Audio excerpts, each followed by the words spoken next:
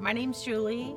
I've been attending CCC since 2006. What was it, May 19th? My daughter called me on the phone and said that one of the dams had broken. I think it was Edenville Dam had broken.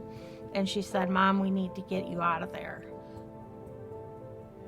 When we got back into town, I couldn't get probably within a half mile or so of even my street. It was flooded. Somebody with the canoe went around and took some pictures, and I saw where the out by the road, the water was over my mailbox, and it was up really high in the house and stuff too. So we finally got there. It was just kind of surreal. We went in the door, and the smell was just horrid.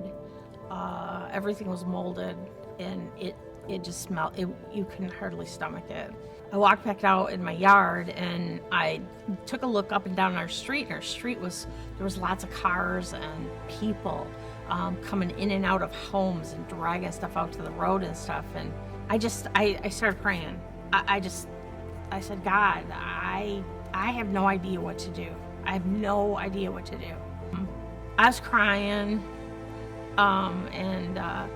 This van pulled up in front of my house, and a couple gentlemen got out of the van, and they came walking over to me, and we started talking, and they prayed with me, and they kind of looked at me, and they said, "I think we can do this. I think we can help." And I'm like, "What does that mean?" You know what I mean? Wow. Okay. And he said that they would be there the next morning at 9:00. A van pulled in, and a truck pulled in, and a big, huge trailer pulled in. And I didn't realize that I had just prayed for God to provide, and he did. I didn't realize that was the beginning. There was people everywhere. Obviously, CCC from E-Free, a group called Reach Global. People on the street, people I didn't even know. It was everybody thinking about what they could do to help. And it was amazing. It was really amazing. Before not too long, the house was empty and the inside was getting tore out. So it got down to just the studs. Like, when are we ever going to get home? The time at that point seemed like it just dragged on and on. But the next thing I know, this group from Compelled Church and Pastor Nate came up to help. Somebody put the subfloor in. Another guy came up and did all the flooring, the insulation, and the drywall. Another day, Pastor Nate came and painted the whole inside of the house. It just was one group after another of people from Compelled Church that came and helped. The youth group came up, and they landscaped and cleaned up my whole entire yard, which was really a mess after the flood. They were driving up from 2.5 hours away to come and help. And it's the weekend. People are enjoying their weekend. They're up at my house, working on my house in this weather. I remember Pastor Nate we were walking through the house and stuff, and he's like, did you have central air? And I said, no. And he's like, "Oh, it's only a couple $1,000s more. We'll just get you central air."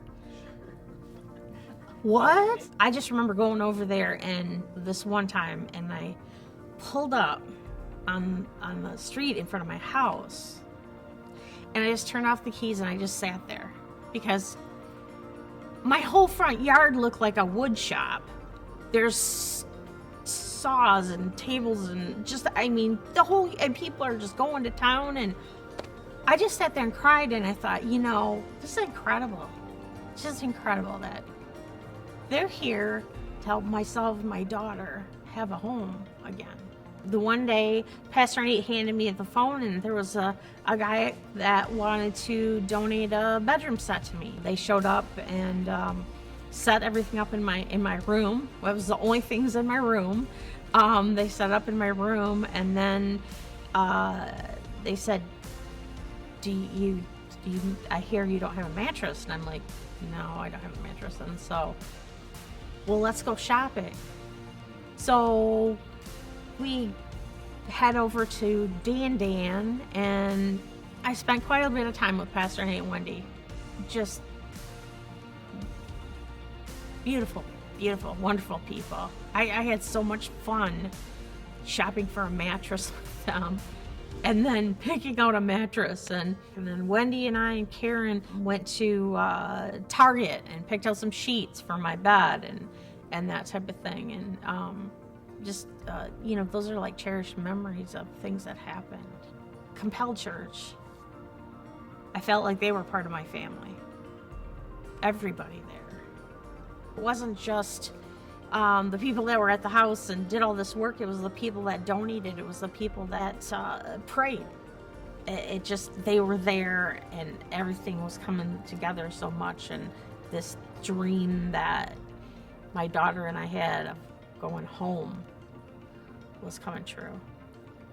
It's something that it's the worst thing to have to go through, but if I had to go through it with anybody, it would be God, because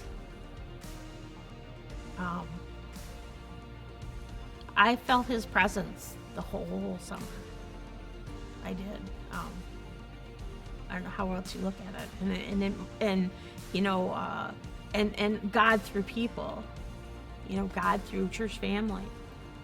I've just wanted to share my testimony. I want people out there to know that you can be at the bottom of the bottom, and you cry out to God, and He's going to be there for you.